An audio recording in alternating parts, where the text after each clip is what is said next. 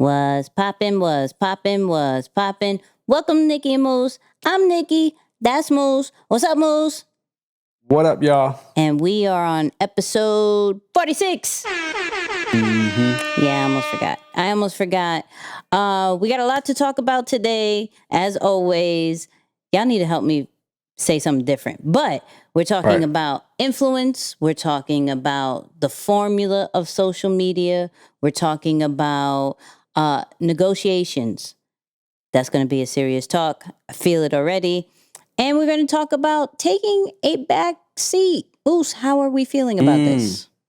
Yeah, this one is I think we might have to call this one the social media formula because it is very personal brand heavy. And for those of you who have been rocking with the podcast, I think you're going to really enjoy this one because it does have a breakdown feel to it. So, yeah, I'm excited. Let's get into this intro. Two kids from Queens, cut from a different cloth. Now joining forces, helping you to elevate your personal brand. Yeah, I'm talking about Nikki and Moose, bringing you a never-before-seen perspective into the mindset, the mentality, the behaviors, the driving force, but more importantly, the stories behind the people and brands that you know and love the most. And you already know what time it is. It is the review of the week. And this one says, always great advice and content. I hate when I miss the lives on IG. We go on YouTube, but maybe you meant that. I'm cool with that. But I love being able to catch the podcast and applying everything given. Content revolutionaries. Thank you. Content revolutionaries. That's pretty good. Content revolutionaries. I've never heard of that before. It's cool. It's a cool term. Listen, may have to take it. So shout out to you and shout out to everybody who leaves us a review. That's very, very important to us. And we love it. And we're on the charts because of you guys. So please, please, please, please leave a review. Side note, shout out to all our new viewers, our new listeners. Shout out to our day ones, as well as everybody who is part of the All Access Squad, which is only on Apple Podcasts. Go check that out. But, Moose, how are we feeling? Man, feeling good. Feeling good. It's been a really exciting week. I'm finding that balance, I think, through this time of the summer, which is interesting because August is usually a month that most people pull back. So I'm finding some good balance, and it's been really good. It's been really, really good. Why do people pull back on August? I've never heard of that. Yeah, typically in the business world, August is like that real last opportunity to kind of catch your break and kind of reset before picking back up when school starts. Typically, yeah. Okay, I didn't know that. Yeah, See? it's interesting. I learn something new every day, just every day. I thought that was December. I thought everybody lays back in December. So is it 2 days? It's not really December. I think that December is it's a one-off scenario. Because that caught me by surprise. That was like, where we at? We're supposed to be pushing. What's up? That's interesting. I think that's a one-off scenario. For people who are lost, there are certain companies, not many, maybe 1% of the companies that like take off in December. So if that is you, companies, entrepreneurs, all that great stuff, salute to you. Because I do believe in rest during the holidays if you have the means to. Because if you can make a whole guap of money in the beginning and can take off for Thanksgiving, Christmas, New Year's, King's Day, Easter. Oh, no. Yeah, big facts. No, shout out to you. But typically, that's like a big rush. And then people start slowing down a little bit again in January-ish. But again, I think every business or every industry is going to change. But at least for myself, balance has been good. How you feeling? We update us on the new salad addiction. It seemed like you got some stuff happening in there. We talked about that a little bit. So for those who don't know, Nikki's chubby this year. And I'm going to give air horn. Dessert season. Right. We talked about how in Mexico I gained 7 pounds, 1 for each day. And then, just it didn't stop from there. And then Costa Rica happened. So my whole year has been a cheat meal. So yesterday, depending when you hear this, August 13th, I did a little juice cleanse with a salad at the end. Still day 2 of it. And I had a grain bowl. Shout out to Salad Works because I'll plug it in because I think I'm now highly addicted to you guys. So trying to be okay by 120. I will say that. Trying to be okay. Okay. Not You got about a month and a half. Yeah. Okay, no, that's not bad. 6 weeks is good. It's a good little spot. Yeah. Right. And then I'm going back to Mexico. So I know for sure I'll be good for Mexico in October. Oh, what's that in October? Yeah. Nice. I'll That's definitely what's be up. good for October. So listeners and viewers, you have all permission to check up on me. Being like, Joe, how's your challenge? that weight? How's that? Right. What we doing? Right? Right. Just- How's that weight? Yeah, just make sure. No, well, don't ask the weight. You can't ask a female. Okay. Fair. Sure. I thought you was down for that tough accountability. No. Because I'm let not me putting know. out my weight. What are you talking about? Okay, I'm not doing fair, that. fair, I've fair. said enough as far as that I keep increasing. But Okay, gotcha. So the most you'll let out is the 7x7, but not anything. Okay, fair. Gotcha. Cool, I got my you. goodness. Anyways, males, please do never, no matter what kind of female it is, never ask Right. about their weight. Maybe their age if they feel like it, but don't do that either. But definitely not the weight. I'm just saying. Because if somebody comes into No. my DMs, yo, how's that weight? Yo, who are you? Imagine. Like, how's yours, chubby? What are you talking about? Oh man. I'm not it. I'm not. I will find man. something wrong. If anybody, please, fair Yeah, no, warning. that's not a good question Please to do ask. not ask me that. I will find something wrong with you. And I'll be like, is it, well, how's yours? Yeah. Like, how's the big head you have? Like, what are you talking about? Damn. I'm not, all right. I'm not the one. I'm not the one. But Welcome to episode 46, everyone. Here we go. It's gonna be a good ride. Don't ask Nikki about her weight. Now you know what's up, and just encourage her to keep going to what is it? Salad Works. You never been to Salad Works? I have not. I've never even heard of them. It's like Subway for salads. Oh, interesting. Okay. It has Interesting. everything. What is Granted, it, I the don't one eat that we have out everything, here? but Yeah. No, everything. we have one out here, but I forget the name of it. The name of it. well, I'm gonna find it when I go over there because I already told mommy, listen, this is why my trip is gonna be short because I do not trust neither one of us. Okay? Neither one of us as far as these meals. Yeah. Just leave place for at least one bagel or something. No. It's just one. No. Oh, we can't even announce the special announcement yet. Cause okay. All right, let me stop. I'm ready for episode 46. All right. Yeah. I'm ready. All right, so let's talk about this. So Complex did a report, which was really dope, right? They surveyed Gen Z people and they said, yo, who do we view as the most influential person in youth culture and why? And based off their survey, it was Travis Scott. So let me give you the order real quick. Lil Nas X, 3%. A$AP Rocky, 3%. Drake, 3%. Wow. Right? Which really confused me. But this is Gen Z, right? Jaden Smith, 7%. Greta Thunberg, which I never heard before, and I'm going to research after this podcast. Oh, yeah, no, I know her. Yeah, yeah, yeah. 7%, Kim Kardashian, 8%, Kanye, 15%, LeBron James, 15%, and Travis Scott, 20%. So, the cool thing about this report, because I don't want people to be like, Nikki, y'all did a whole, episode on Travis. Like, what are you talking about? We're not going to go over. We're not. Trust me.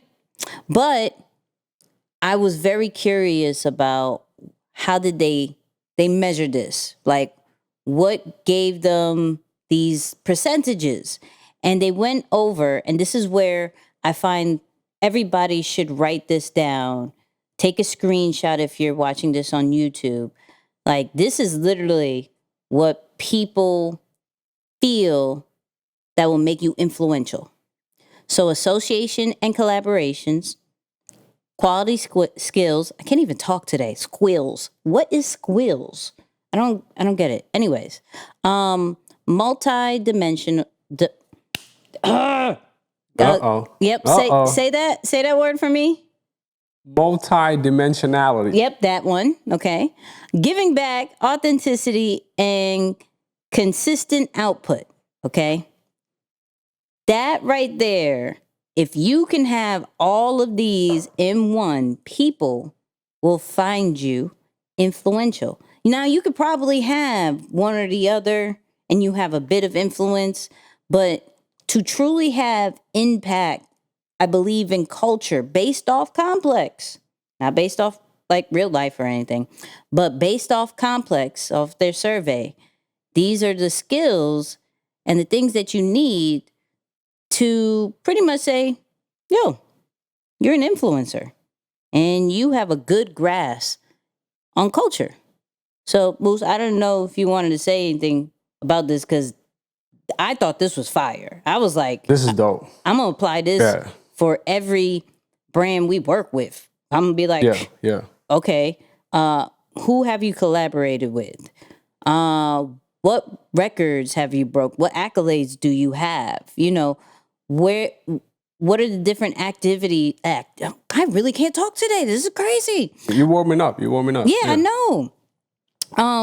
What activities are you in the culture? Like the different areas, right? Are you giving back to your community?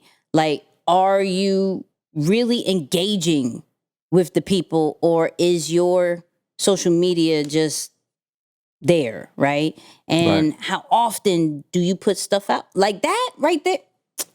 I don't know. Yeah. No, it's a whole blueprint right here. I mean, you talk about six simple areas that you can follow, that you can start doing right now or start building up in, depending on regardless of what level you're in. So I love that. I mean, of course, I'm still a little bit surprised about just the percentage of influence or how it was calculated based on, those people there. Yeah. But that'll be a whole different conversation. But I love this right here. Super simple. Again, I think for anyone building a brand, whether you're pushing a product, a service, or even yourself online, this is a great thing to just follow because simple process, right?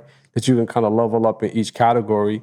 Quick question for you though. I'm curious, would you attack all of these at once, or would you take these and kind of like season by season look to like, yo, this is going to be my, associations and collab season? Or nah, that's maybe, a season. Maybe there's no. Yeah, that's a seasonal season thing. situation. Okay. Yeah. Like you want Gotcha. to put like all thoughts into it, all power, all relationships with it. I don't think you could do all of them at once. I think that's weird. That's just me. Yeah. I don't Yeah, know. no, I'm with that for sure. But y'all, like I said, y'all write this down. Y'all take this screenshot because this is fire. But on to the next, right? I was torn about this. I was really torn about going over this because of the person, right?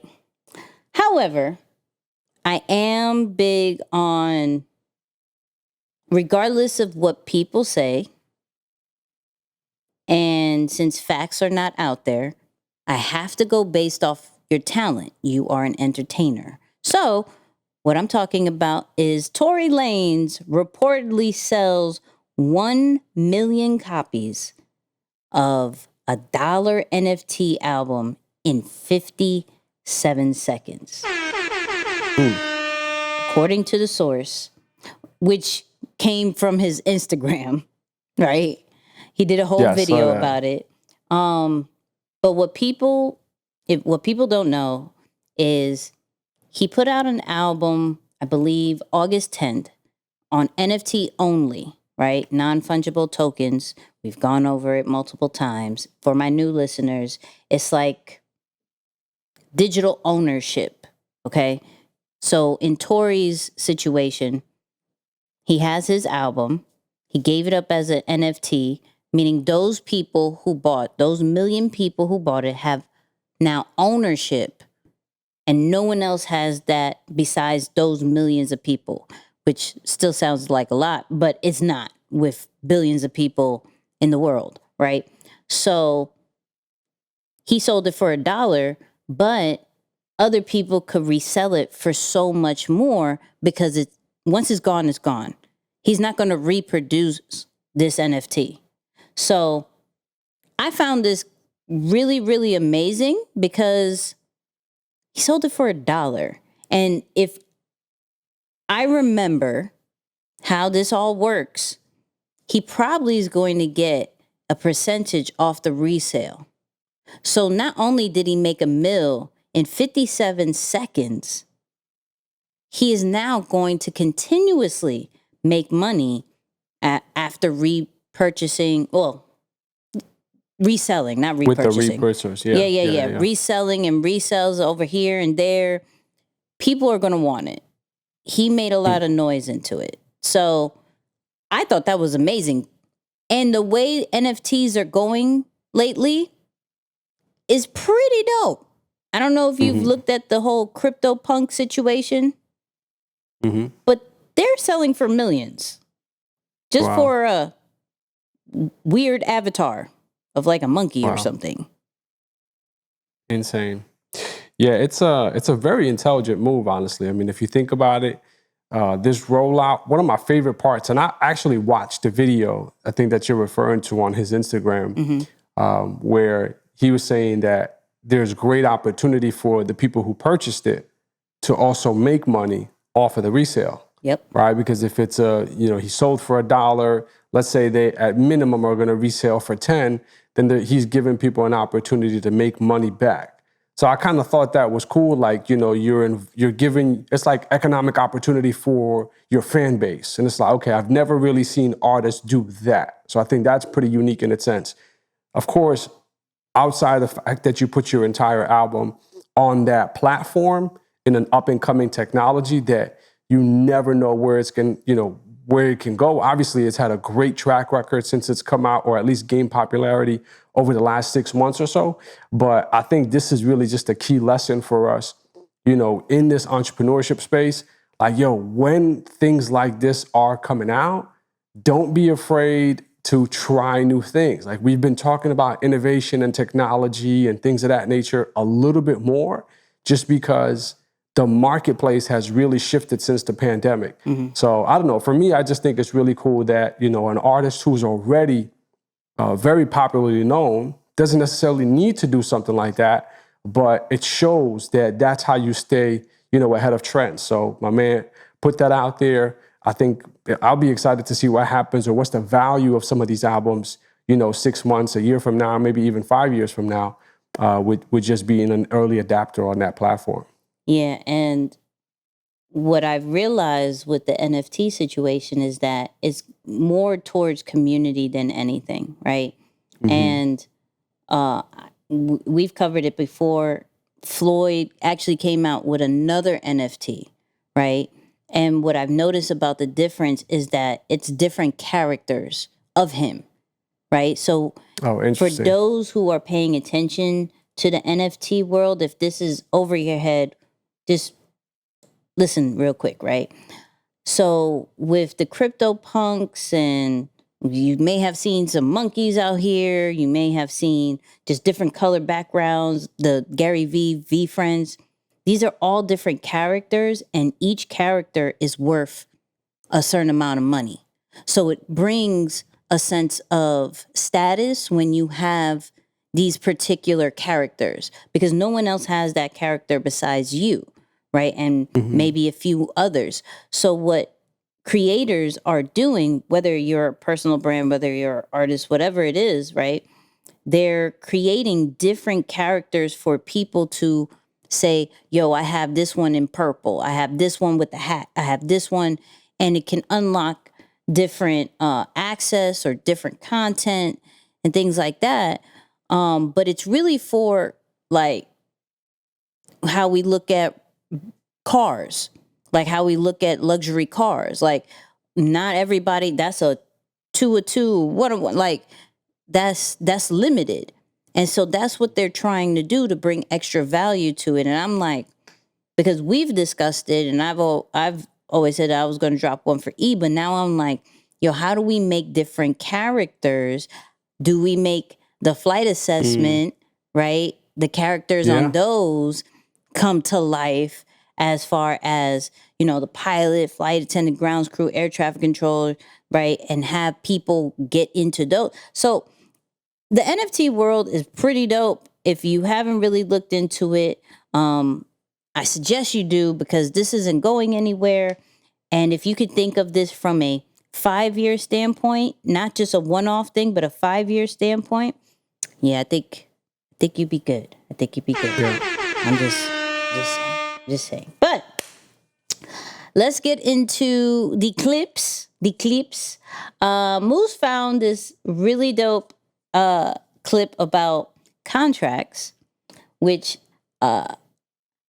we may have to censor me about, and I'm interested to see what Moose is going to say about this. But we got a really dope EYL, shout out to EYL clip with Ryan Leslie talking about negotiations.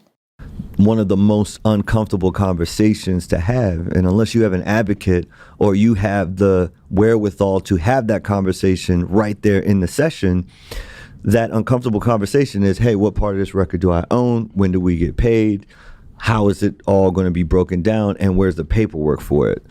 It almost seems that antithetical to the creative process, right? Because the creative process, you want to be open to ideas, people want to be sharing back and forth. And the last element of that process is to be sitting back and saying, okay, what percentage of the song is like this a prenup line? like a prenup messes up the love. I just believe you get what you negotiate, and you may not even get what you deserve. You get what you negotiate.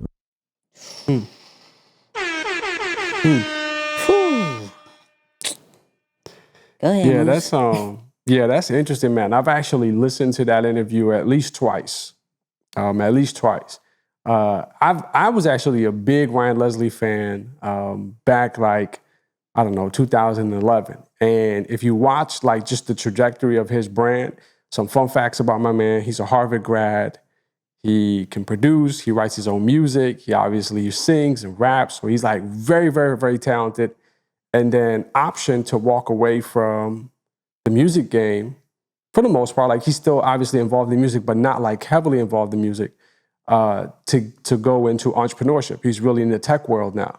So like, as you learn about his moves, I was really just fascinated by what he did, right? He was one of the first people to say, yo, social media is cool, but I want to have direct access to my fan base. So he was the very first person, I think in 2013, to go direct to consumer with giving out his phone number. Mm-hmm. So we've seen that trend really kind of popularize over the last, 18, 24 months or so. So again, big fan of his music, didn't know a lot of these lessons about him or just some of the moves that he made until I don't know how I stumbled across this interview and then kind of just watched it and started getting into it. So I'm listening to the interview, and right before he goes into this part, and then, man, for those who are like, you should go check out that interview after, you listen to this episode too. Like just a lot of great game in there. But he's setting up the conversation and he's just like, yo, information is readily available today. You just got to know what to search for. Mm-hmm. All right. So that was the first piece he said. He said, you got to know what to search for. So then he goes on to this negotiation piece. And in my mind, I'm literally brought up on this idea of, yo, you get what you work for. So then he takes it in the concept of you don't just get what you deserve, you get what you negotiate. And I was like, yo, that's crazy. I have never thought of it that way, because in my mind, I'm always thinking, yo, if you work hard, you're always going to get done right by, which is not necessarily true. And the main thing behind it, Nix, I just think back of like how uncomfortable those conversations are. When you start talking money, how much am I getting paid? What's the split on these contracts? When does this expire? How can we renegotiate the terms? Those are very uncomfortable conversations, especially if the partnership was brought about off of some form of mutual connection, right? Because at some point, when you start to go into business with somebody, even if you guys met as business people, you still want to have some common interest, right? Some common ground. Yep. So it does feel uncomfortable, but I just really appreciate how he laid it out there. Like, yo, you don't get what you deserve. You get what you negotiate. So it shows you how much effort needs to go on the front end of a project. It's not just, yo, I can't believe so-and-so wants me to collaborate. This is a great opportunity for me. Or I can't believe this is the thing that's in front of us. We can make a ton of money together. No, there's a lot more that needs to go into that dialogue. And not to be shady or foul or let me get the upper hand on you, but let's do what's fair. Let's do what's right. And again, the lesson I think for us and for all the listeners is like, yo, a lot of these conversations need to happen up front, because I always say, you cannot hold someone accountable to something you've never communicated. So yeah, I just really love that ball, right? That was awesome. So, gonna try to be good with this. I'm gonna try. Talking money and contracts is not my favorite thing, right? Yeah. Making money is one of my favorite things. Hey. Talking about it and like because I go based off, you should work with people that understand your worth, right? I feel that way. I understand kind of like the groundwork of, you got to do certain things to prove and we'll get into that proof of concept and, you see what I can do. And we've experienced, situations where it's not that all the way fair. And I'm more like, I don't want to negotiate. I want you to understand what's the deal. Like you can't tell me you saw this and you thought this was cool, right? Even for those who draft up these different contracts and agreements, like there should be a sense of like it. I get it. It's really about what's the best interest for yourself and for the company. I fully get it. But God, come on. Yeah. So I'm already fully aware that I'm not the one to go into negotiations. I probably have to get somebody to talk about it, because I already am aware of, if I have a relationship with you, oh, this is what we're going to do. And I'm like, bet. This is great. This is fine. Right? Right. And 9 out of 10 times, I know it's not right. My way of combating that is making a situation that I know is right. And so for the few, I'm not going to say for every, because then it'll sound like I'm in mad, bad contracts. That's not the situation. Right? But for every not in the best interest situation that I'm in, right? I have something in place that makes it fair. And that maybe the other people that are in similar situations or could be put in those situations can come to death row and feel treated fair, right? And Right. I'm fully in that whole, not in the negative violence way that Death Row does, but the fact that there's different options for you to see, hey, this is one side, right? And if you're smart, you know how to use that side. But then here's a different side that you can see that there's somewhat of fairness. Now, here's a really big grown conversation. In the beginning stages, that's all good and that's the point of things. But then when you get real deep and big money status, it's like, will I become one of that? Like realistically, I don't think people are like reading all these different contracts and like, okay, I deliberately want to give, not everybody, okay? Some are just like formality. This is what we give everybody in protection of the company, blah, blah, blah. Will we be one of those as well when it comes to maybe smaller projects and things like that? Like I'm now like, Yeah, nah. like- There's nah. You know why? There's just too many competitive opportunities in the marketplace or in today's economy. Taking advantage of other people isn't one of them. Okay. Like it doesn't have to be that way, because at least the way I'm seeing it now, business is truly abundant. Like there is so much opportunity out there. Right. If you could just sit still for a moment, think, and stop being so desperate, you would unlock a ridiculous amount. And I'm not saying you as in Unix. I'm just talking to the general concept. There are so many opportunities that out there that it could be unlocked. At some point, I think we as a society need to get away from selling, need to stop being so salesy. Like I think the consumer base, just the overall consumer market, has gotten so much wiser about the tactics that are used against them to spend their money, that selling, I think, is at some point, it's going to be outdated. Like you can, I think sales, that concept of like hard salesmanship, at some point it's going to run out of business. But educating the consumer, working together on something, doing reasonable things like the fair way, working off of an equitable value, like value system, that's what I think is going to be the long-term play. But right now, stuff like that, I just don't see it clicking. And then and also, if you're thinking under your feet, like if you're thinking about this deal, then sure, you're going to want to get the leg up. But if you start looking at some of these relationships really as a long-term opportunity, and it's like, okay, maybe Nikki got the best from me on this deal, but on the next one, we can create more of that win-win. Right? Like if you think about it that way, I don't know. Me personally, I just can't see taking advantage of people as a competitive opportunity or a competitive advantage. I'm just like, it don't make sense. Don't make sense. Okay. So here's my devil's advocate, even though I don't want to do it. Just random, right?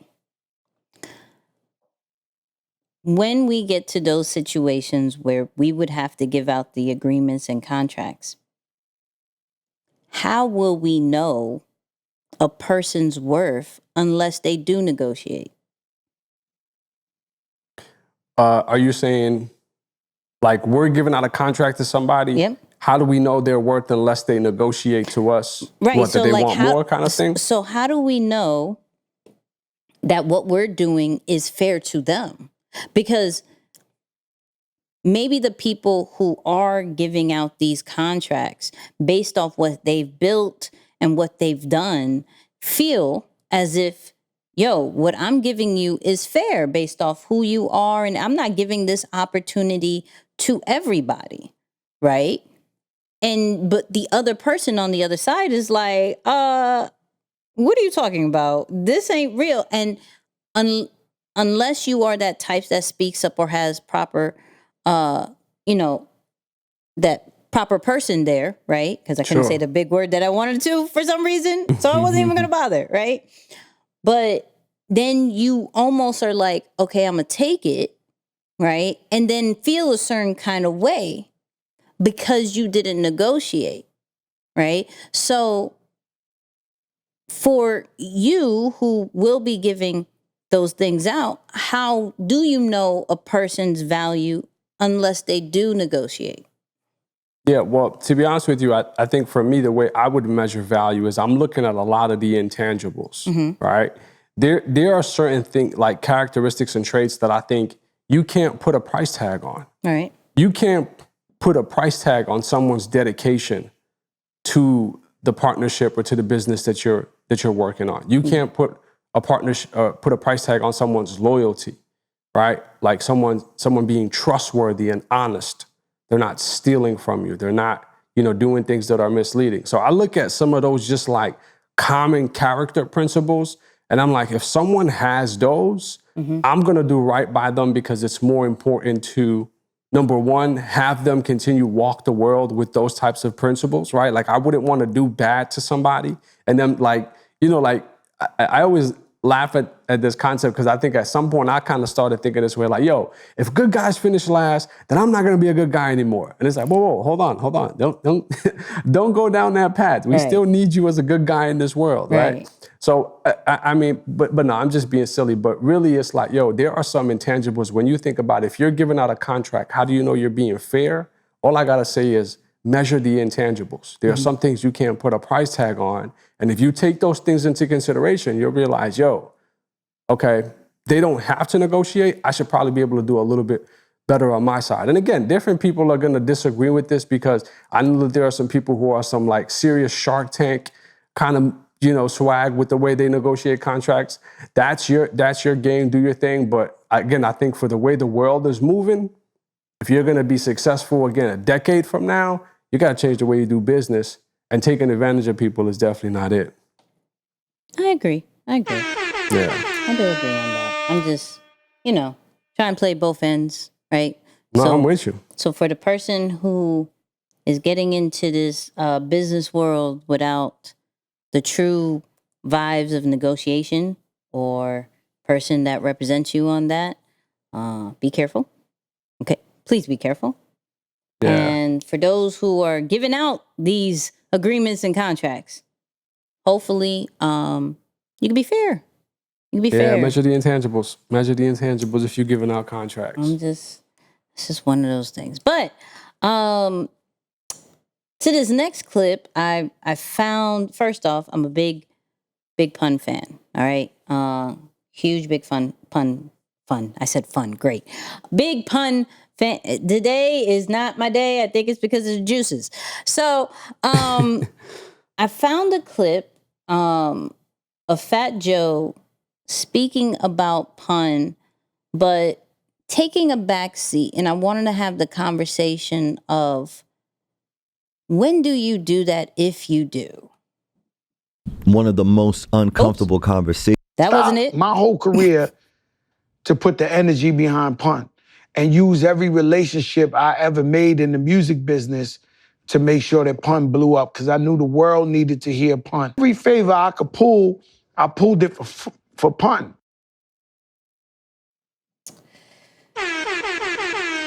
So, here's my thing. Like, Joe had 2 albums already out.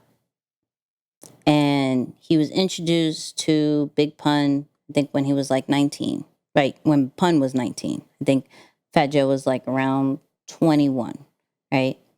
And Joe was already somewhat of a success. And he stopped everything to give to Big Pun because he felt like he was the one.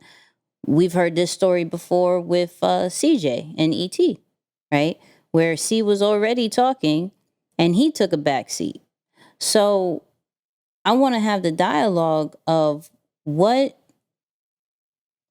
would make you want to take a back seat if you've already have a proven track record? Like what would be that thing? Like, clearly Joe saw like something way bigger than him, right?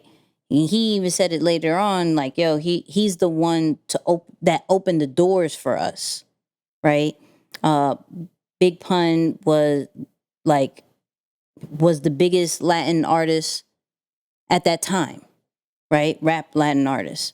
And so I'm like, yo, that could have went really bad. And I remember the times where when Pun died, people questioned, is he going to stay relevant? Right? You're nothing without Pun. Like, what are you doing? Right? And till this day, we're still talking about Fat Joe. Fat Joe is still very relevant in the culture.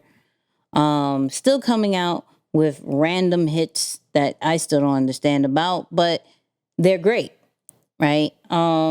He made his dent in social media with his IG lives, right? Yeah. It even got a deal, right? So I'm just like, yo, that's a lot to give up and just stop your whole career and leave it to, you know, he said, he was like, yo, I want to be the Puff Daddy to Pun, right? How Puff was to Big, I want to be Puff to Pun.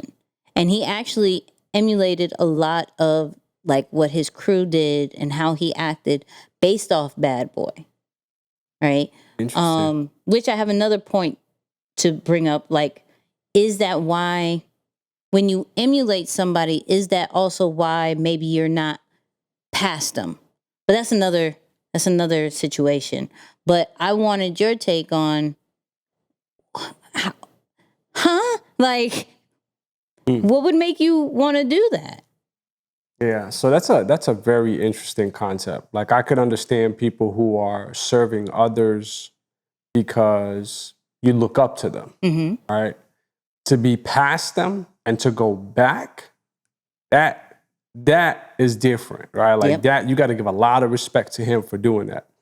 Now, the only way I can make sense of it in my mind as to like when is the right time to do something like that, or when I would personally do something like that, it's when it's a part of your values to duplicate or push ahead certain people of your community, your culture. Like, it has to be something deep in the core that would make you put your own career on hold to go back and bring somebody else forward.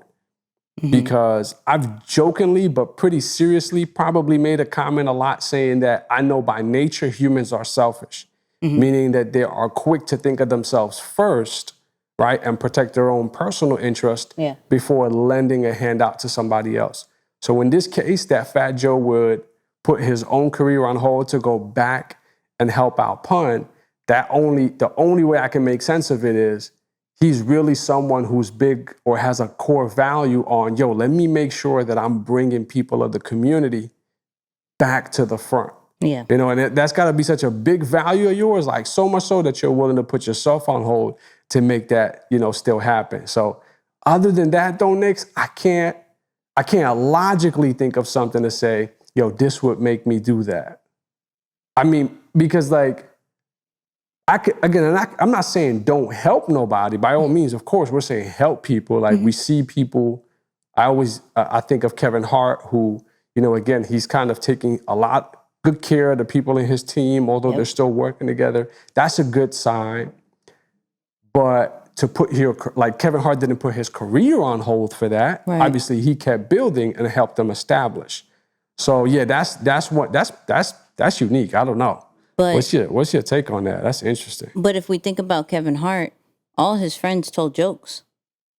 And I think they may have taken a back seat a little bit.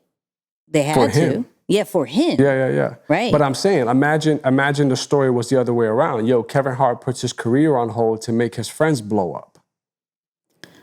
But I honestly think that Fat Joe saw that he was way better than like Pun was better than Fat Joe. Easy. You see, like he felt he was better than him. I mean, but again, that only makes me want to give Fat Joe even more props. Like, for you to have that much humility, that much just awareness to be like, yo, all right, you know what? Respectfully, I really see this person as being better than me. Yep. Because like the male ego is on some like, oh, you think you're better than me? I'm gonna compete. Like that's That's the natural wiring of a man. Yeah. So, and anyone, I'm not just going to make it just specific to men. I think it's a natural thing. It's like, yo, if that's the next person up, I already got 2 albums, he got none, I'm going to compete. So I think that makes me want to give him even more maturity. Right. But I still can't think of something that would make me do the same. That's a very interesting question. I don't know. I don't know if you got anything, but man, that's dope. That's mad respect to him for that. So I think for me, first off, it would have to be something that is so unique that it's undeniable that this will go far, period, right? And if I already have some of the footwork done, and I know with my leverage, my relationships and toolage and everything like that, that you could probably go way further, which will still bring money back in. Like Fat Joe is big on like everybody eats, right? Like he was very big in that particular interview, and I hope you guys go watch that. Which is Up in Smoke one. What's that one? Man, I forget. I know they're on Showtime, but it's the Matt Barnes and Steven Jackson podcast. Go check that out. No disrespect, I just totally forgot what it was called, but I think it's called Up in Smokes. But but go check out that interview real quick. But he was big like, yo, my friends now, the people that I came up with in the music, they're all millionaires, right? And we continuously hear that kind of cadence as far as like, yo, the people that I came up with, my team, like they're all millionaires. And if they're not, I'm not successful, right? So Fat Joe may have already, even back then, thinking a very boss standpoint of, you know what? Let's make him big. Let's make him huge in the culture, which then brings back opportunities for us. When Pun was alive and at his prime, he had he put Terror Squad on his back. He had his he made a group of it and everything, and each album that came out, clearly because of his death, he only had 2 albums. But he had that, and then he had the Terror Squad album. He was on features. And Fat Joe, and not to make it about money, but got paid off of all of that, right? And in which I believe that's why there was even some beef between him and the family. But not to get into that, it's really about big picture at that point. It's really about, let me put my pride and my ego aside kind of vibe and understand that there's a bigger goal. And if the bigger goal is to be millionaires and billionaires at one point, let's put the person who is undeniable with talent, undeniable with the skills, put him up front. I could come in the back end, right? All we need is the doors open. All we need is as we always say, the seat at the table, right? We need to be in the elite field. And then I'll come back. And as we see, Fat Joe has come back. Lean Back came out after Pun. What's another one? What's the All the Way Up after Pun? After his tax situation, after he went to jail, right? So I think it just takes a real big, like, what is the end goal? What is truly the point of all of this? And if you are the better one, I'm going to make you point. I'm still getting rebounds for you. Don't get it twisted. I'm still very needed in this. But I'm making you point. And you're going to get us to the chip.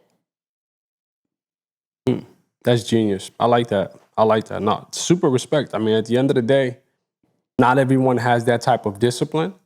But and I'm not like a naive person. I'm not a pessimistic person. Mm-hmm. But I do recognize that there can only be number one. Right. right? Like I recognize that too. Like I'm like, okay. So like in reality, you can build on your own or you can join the winning team kind of thing. So like I can see that, but I like how you put it though, because it's true. Like there are certain situations where you got to be able to step aside and both humbly and strategically say, you know what, this is the right move, right? If not for today, but definitely for tomorrow, I can see how I can create some benefit and also do a good thing for the culture and for the community. So yeah, that's smart. That's definitely, it's a good way that you put that. I try once in a while. I try once in a while. That was good. That was good. But this next clips, the next two, I am a huge fan of this individual, right? And how he is on social media is super unique, right? And if you don't know who I'm talking about Wallow. If you don't follow him, you will after this, right? So I was sitting down like, he has to have a formula. There has to be a reason. My man was in prison for 20 years. 20 years. And came on social media blazing. Killed it. Like, I felt like all 20 years, even though probably the internet and social media wasn't even that popping when he first came, he's like, yo, I'm just studying how this is really happening. So recently he went on Inky's podcast. Shout out to Inky, right? Serendipity with Inky Johnson, which is also on the Residence Network. I don't know if I said that right, but the podcast network. That's good. It's good. Let it roll. I tried. You know what I mean? I tried. I always say that wrong. New listeners, I say that word wrong all the time. Okay. So he did an interview with Ink and pretty much broke down a whole social media formula. People love the human connection of regular stuff. Mm-hmm. So now I'm like, damn, okay, the regular people winning. So as I'm studying social media at the time, I'm like, me personally, I got a message because even when I was in prison, I used to walk around talk. I used to talk, speak to groups in prison and all that type of stuff. I said, damn, I got to compete with the stripper, rapper, the dope boy, the athlete on social media. Mm-hmm. Now I'm doing the research. The average attention span is 7 seconds and all that stuff. Yeah. I said, all right, I got something for him. So I said I had to battle for attention on the timeline. When I come down this timeline, I got you. I'm gonna be jumping off a roof. I'm gonna be running across the highway because the first thing you gonna say, yo, this is crazy.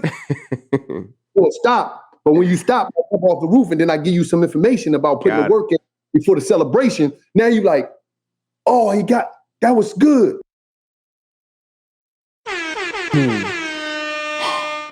So that was so good.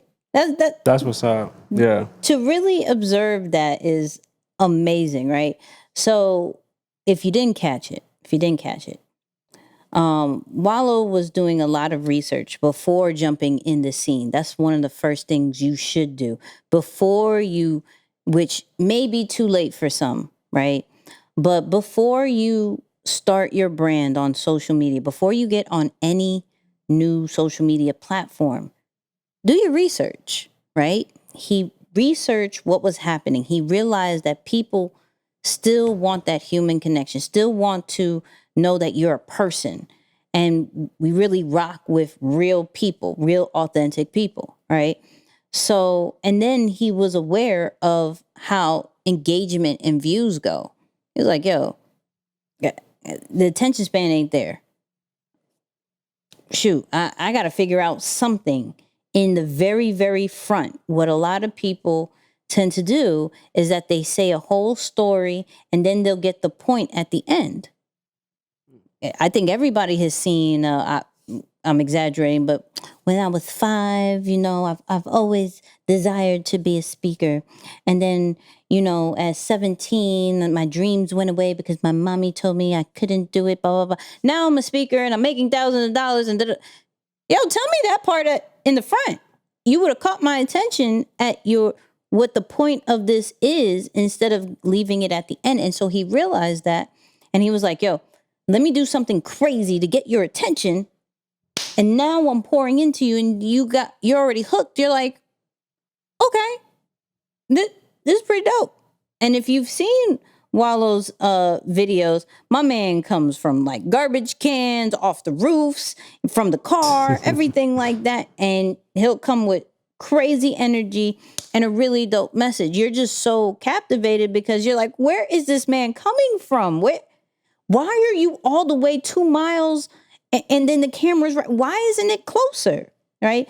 So just even that particular strategy of how are you going to get people's attention in the first 5-7 seconds is very important to understand that, yo, my engagement's going to go up. My views are going to go up because I'm giving them the point and the value or some type of entertainment to really keep you there. And then I'll give you the point of this. And you kind of love me afterwards. You like, oh, yo, he or she did this. That's dope. You know what? Bump it. I'm a follow. Bump. I'm a comment. That was pretty dope. So I truly, truly love how Wallow broke that down and how Wallow was just so observant of it in such like before he was on social media, before he was really doing this.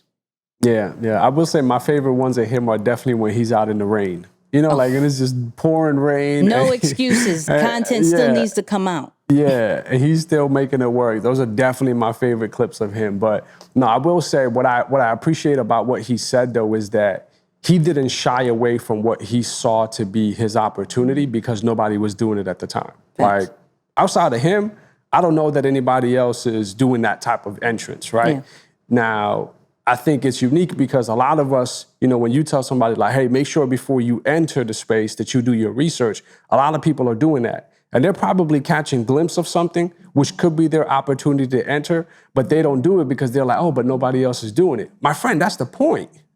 Like, had everyone else been doing an intro like Wallow, well, his entrance wouldn't be so unique. So we give a lot of props and credit to him today, and obviously it shows in the amount of influence and growth that he's had in a very short time period because he saw something as an opportunity and he actually acted on it. So again, just wanted to add that, like, yo, if you see something and you're hesitant because you're not seeing anyone else doing it, that's the point. That's the point. So like, don't let the rarity of what you're thinking about scare you away from it. Like, you should try it because of that reason. I'm just saying, pay attention to the influencers on social media. They will break it down to the T of why they came up with this concept. I love Wallow. Look, let me shoot my shot real quick. Hold on. Wallow, you know Nick. Hi, Nick, right? Maybe pass this on to him or whatever. We have episode 50 coming up and would love to have you on Nikki and Moose to break down this social media formula you just said on Inky's podcast, but we probably want a little bit more detail and how you've became your own media company just through your phone. I just want to say that. I'm shooting my shot. Episode 50. Everybody go tag Wallow right now. Send it to a person who may know Wallow. However you want to do this, at Wallow267.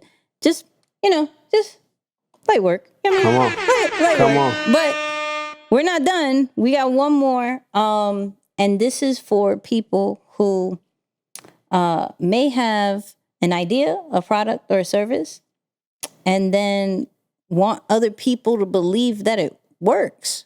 But how? What I did was I went to these businesses and I just did it for free to get my proof of concept.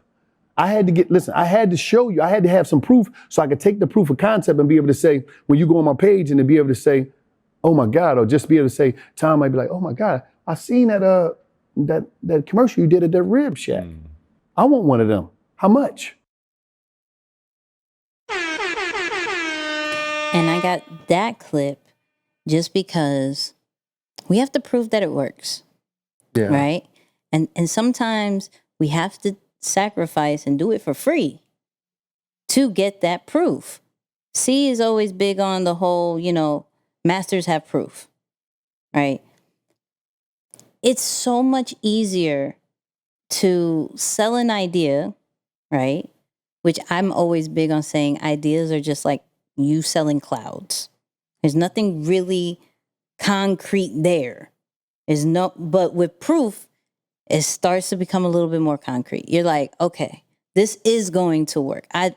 You know what? I will pay you so you could talk about us on your social media, on your podcast, because I seen when you do that, what it does, how much engagement it gets, how what the reach is, you know, how many people are converting from that, right?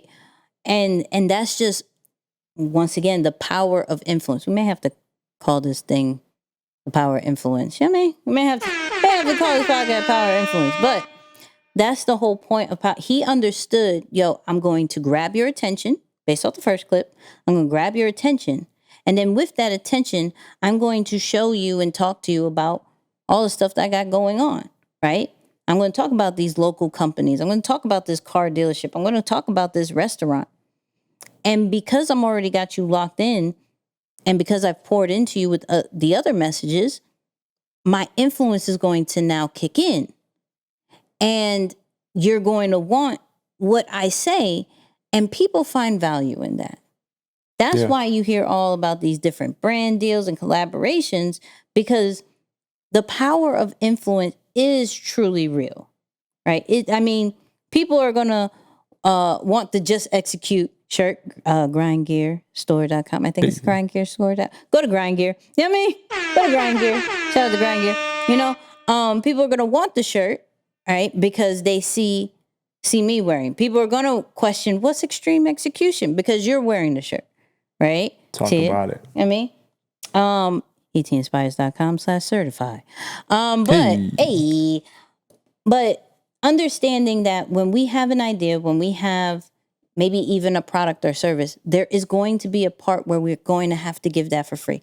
There's going to be a part where and don't take it as, I'm giving out free stuff. You're serving the people. And in the means of serving the people, you're collecting data, right? With that data, then you can convert it into actual money, because data is so important for these companies and these brands. Yeah. And I do believe that if you think about it, nobody's going to pay you to be a part of your experiment. Mm-hmm. Like, no one wants to pay you and feel like they're a part of your test product, you know, like you're experimenting on them. Right. So if you really are in that phase, because hey, there is a phase where even the Apple iPhone was in the research and development stage, right? Mm-hmm. But Apple wasn't trying to sell the phone to people at that time, right? Like, I was listening to, we talked about that interview with Ryan Leslie, and he was talking about, like, they had this concept from the very beginning, but they had to roll it out slowly so that the consumer can adapt to, right? Just like actually getting used to that much information or that much usability into the phone. Mm-hmm. So my point is, even with some of the biggest products, there is a point where they are testing it out, but they're not trying to get their consumer or the customer to pay for it. So if that's where you're at, that's cool, but don't expect people to pay to be a part of your experiment. So I think it's brilliant. And again, like, when you think about how some of these people have accomplished their success, it really is like simple, fundamental concepts, like it's really cool. And it's like, man, you'll be surprised at how much, when simple things are practiced and executed on a daily basis, like, you'll be surprised how that can really flip into a big thing. So I think that's what you're seeing here, with Wallo. And man, hopefully we'll see you here on episode 50, man. We're coming up right around the corner. So come and hang out with us virtually, Just saying. But even the proof of concept goes with free trials too. So don't feel like you have to give that all away for free for so long. You can create a deadline and be like, hey, I'm going to do this for a certain amount, free trial, and then I'll charge your card. You know what I mean? Yeah, 7 days, whatever it is. Absolutely. Right. Yep. So with a slight plug of All Access Squad is free for 3 days. All right? Hey. All Apple 21. Podcast listeners, go try that out. All Access Squad, you get access to the after show, which is pretty much all the thoughts, the real thoughts, and a little bit tangible strategies, right, from me and Moose. You know what I mean? So go try that out. But this was good. This was good. Yeah. I like was this flowing. Yeah, I'm one. looking at the time. I'm like, yo, we're in over an hour. Like, easy. That's crazy. Yeah. Right. I was like, Wow. I honestly thought that we may have struggled today. Like I said, we'll talk about this in the after show. How these episodes always get formulated is the most hilarious thing. But we're here. Shout out to everybody on YouTube. Shout out to everybody on the podcast, audio world. We appreciate you. We love you. Every Tuesday, 8 p.m. Eastern, 7 p.m. Central, 3 hours back. 5. There we go. 5 West Coast time, YouTube Live. Go check us out. It's always a vibe. This is where, how would you define that? How would you define the Tuesday joints? Yeah, so we really we focus on the person and the personal brand, right? Like we notice that you are the most important part of your personal brand. So we try and focus on that part of it on Tuesdays, right? Where it's really more of like a professional development kind of day where we tackle the things that could stop you from getting to whatever your success would look like. So that's what, as we create the content for Tuesdays, that's what we have in mind going into it. So check that out. Please. You know what I mean? Please. But you already know what time it is. Moose, final words. Yeah, I read something this week, man, that said that the most important conversation you have is the conversation you have with yourself. So I'm saying, as you go out into this week, be kind to yourself, all right? Extend yourself some grace. Really give yourself an opportunity to not be so hard on yourself, because at the end of the day, that's the most important conversation to have. So have a good conversation with yourself.